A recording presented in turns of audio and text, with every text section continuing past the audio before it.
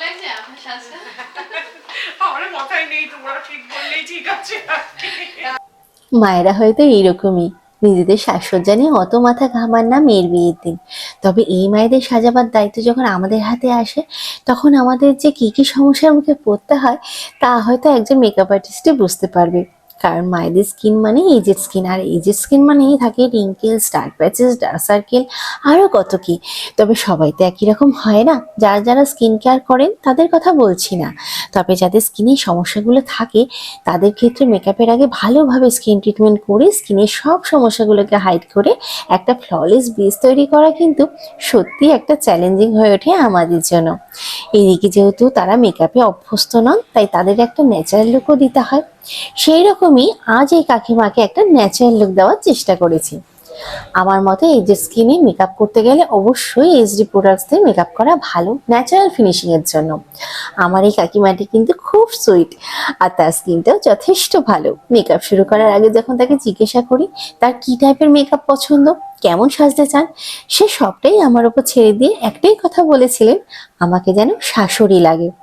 তাই আমিও তার স্কিন বোঝার উইন্টার সিজন বলে স্কিনটাকে খুব ভালোভাবে প্রিপারেশন করে নিই, আর তারপর ফেসের সমস্ত প্যাচেস সার্কেলকে কালার কারেকশন করে হাইড করে দিই। ভেরিয়াস স্কিন টাইপ অনুযায়ী, সিজন অনুযায়ী কিভাবে স্কিন প্রিপারেশন করা হয়, কালার হুইল মেনটেন করে কিভাবে কালার কারেকশন করা হয়, এই সব কিছুই ইন ডিটেলসে থিওরি অ্যান্ড প্র্যাকটিক্যাল নলেজ আমাদের প্রফেশনাল মেকআপ কোর্সে শেখানো হয়। তাই যারা মনে করছো ইন ডিটেলসে শিখবে, তারা আমার আপকামিং ব্যাচ, যেটা মার্চ থেকে শুরু হচ্ছে, সেই ব্যাচে জয়েন করতে পারো। তো দেখো কি সুন্দর একটা ফ্ললেস বেস ক্রিয়েট হয়েছে, আর তার সাথে আমি একটা সফট আই মেকআপ করেছি।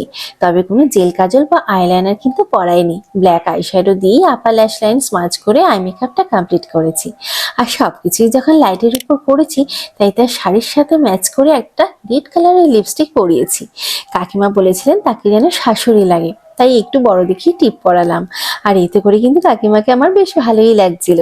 তোমাদের কি মত অবশ্যই কমেন্ট করে জানিও। হেয়ারস্টাইলটা মাঝখানে পার্টিশন করে একটা লো বান করে ট্র্যাডিশনাল হেয়ারস্টাইল করেছি, আর মাঝখানে মোটা করে সিঁদুর।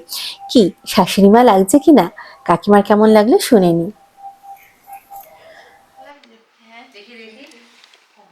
পুরো আচ্ছা, লুকটা কানের চেঞ্জ দুলটা হয়ে ভালো। গেছে। হ্যাঁ, কানের দুলটা। শাশুড়ি ভাই। ঠিক লাগছে আপনার সাজটা?